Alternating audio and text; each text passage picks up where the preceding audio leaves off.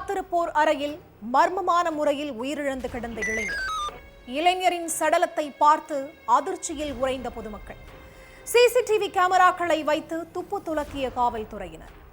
நண்பர்களே இளைஞரை அடித்து கொன்றதற்கு என்ன காரணம்? குற்றவாளிகள் சிக்கினார்களா? நடந்தது என்ன?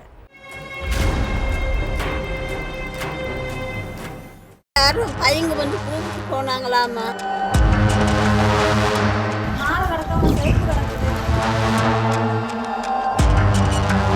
ஒயின் ஷாப்புக்கு போயிட்டு வந்து இறக்கி விட்டுன்னு சொல்லிட்டு போயிருக்காங்க. இறக்கி விட்டு நைட்டு ஃபுல்லாக வீட்டுக்கே வரலையாமா. நான் அங்கே போய் பார்க்கும்போது கிடைக்கிறேன். சுடுகாட்டு காத்திருப்போர் அறையில ஒரு ஆண் சடலம் கிடந்திருக்கு.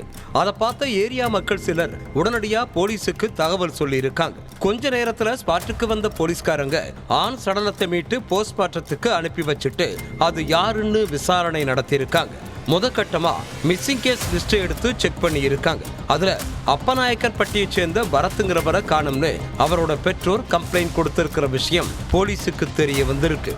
அதுக்கப்புறம் பரத்தோட பெற்றோரையும் உறவினர்களையும் நேர்ல கூப்பிட்டு வந்து சடலத்தை காட்டினப்போ அது பரத்தாங்கிறது உறுதியாச்சு.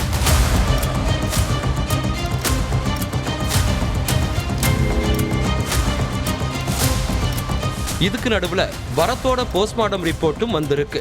அதுல குடிபோதையில இருந்த பரத்தை யாரோ சரமாரியா அடிச்சதாலதான் அவரோட உயிர் பறிபோயிருக்கிறது தெரிய வந்துச்சு. அதுக்கு பிறகு பரத்தை யாரு அடிச்சு கொலை பண்ணாங்கன்னு கண்டுபிடிக்கிறதுக்காக அந்த ஏரியாவில் உள்ள சிசிடிவி கேமராக்களை அலசி ஆராய்ஞ்சாங்க. அதுல பரத்தை 3 இளைஞர்கள் சேர்ந்து சரமாரியா தாக்குனது பதிவாகி இருந்துச்சு. அந்த சிசிடிவி காட்சியை வச்சு அந்த 3 இளைஞர்கள்ல ஒருத்தரை பிடிச்சு விசாரணை பண்ணதுல தான் பரத்துக்கு என்ன நடந்துச்சுங்கிறதே தெரிய வந்துச்சு.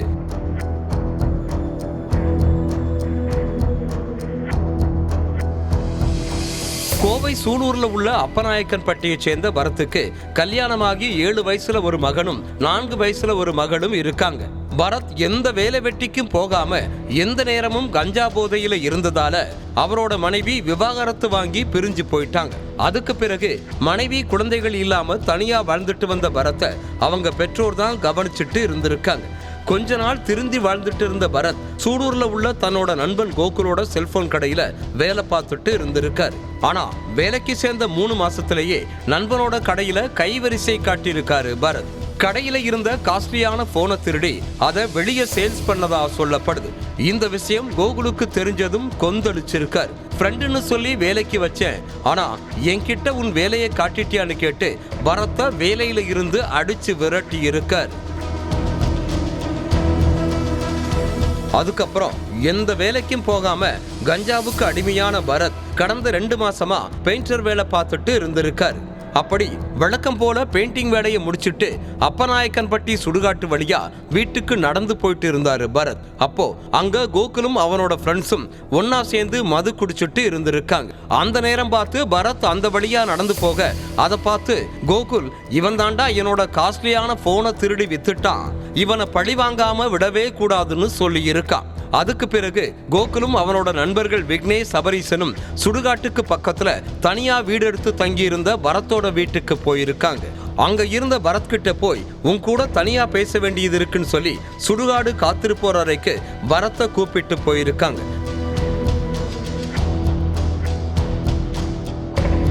பரத்தை அங்க கூட்டிட்டு போன கோகுலும் அவனோட ஃப்ரெண்ட்ஸ் விக்னேஷ், சபரீசனும் சேர்ந்து அவரை சரமாரியா தாக்கி இருக்காங்க. போனை திருடி வித்துட்டு அந்த காசை வச்சுதான் கஞ்சா அடிச்சு ஜாலியா இருக்கான்னு கேட்டு கொடூரமான முறையில அடிச்சிருக்காங்க.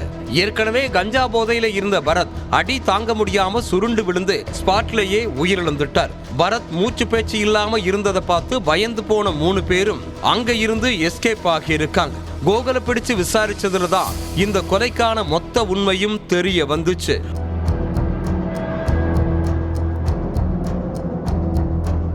அதுக்கு பிறகு பரத்தை கொலை செஞ்ச கோகுல், விக்னேஷ், சபரீசன் 3 பேரையும் அரெஸ்ட் பண்ணி சிறையில் அடைச்சிட்டாங்க.